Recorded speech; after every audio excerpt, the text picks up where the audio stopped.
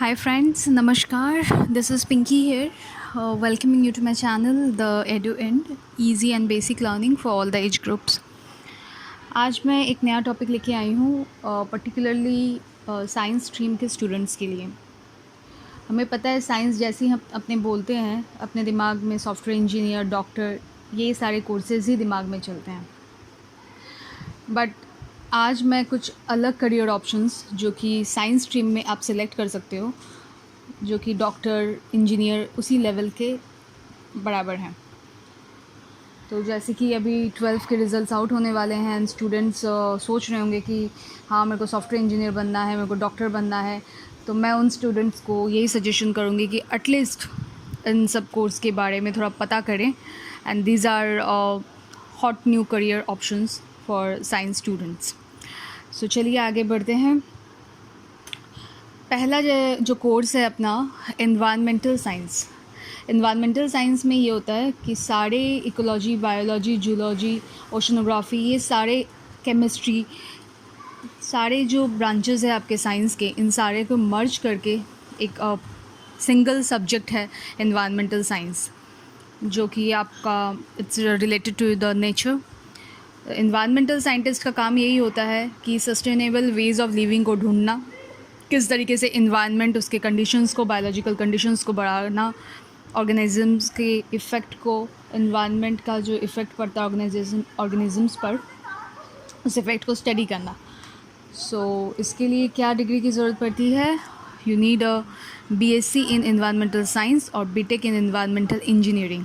तो ये अगर आप सिलेक्ट करते हो तो you can opt for environmental science. Career option क्या क्या मिल सकते हैं इसमें? You can be an agriculture engineer, park ranger, oceanography, toxicologist, college professor. पता ही है एनवायरमेंटल का अभी तो कितना ज़रूरत है अपने को एनवायरनमेंट को प्रोटेक्ट करने के लिए, प्रॉपर तरीके से लेवल को बराबर करने के लिए। तो you can opt for it. Next is data science, and this is very important and very highly promising career option nowadays. Or data science is kind of software engineering related kind of course.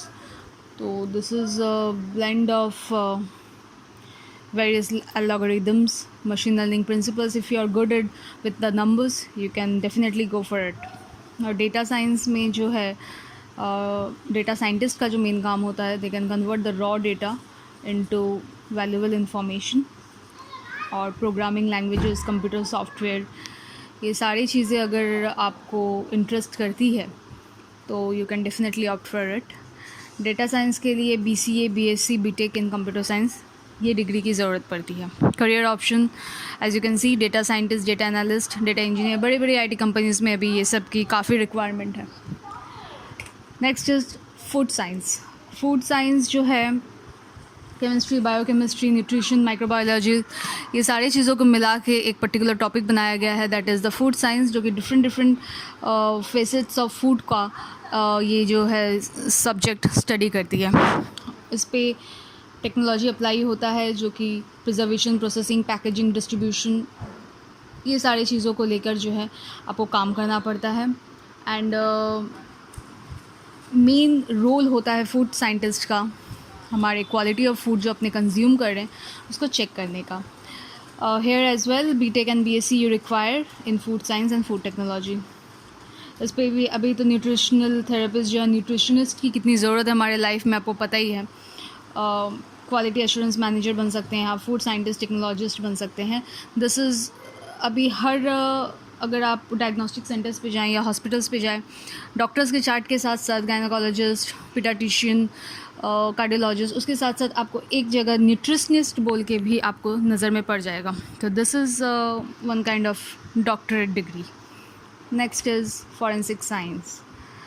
This is बचपन से हम लोग देखते हुए आए हैं CID and all.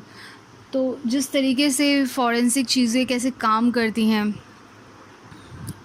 Behind the scene, behind the crime scene क्या क्या चीज़ें होती हैं, this only can be investigated by the forensic people. तो forensic science plays a major role in investigation.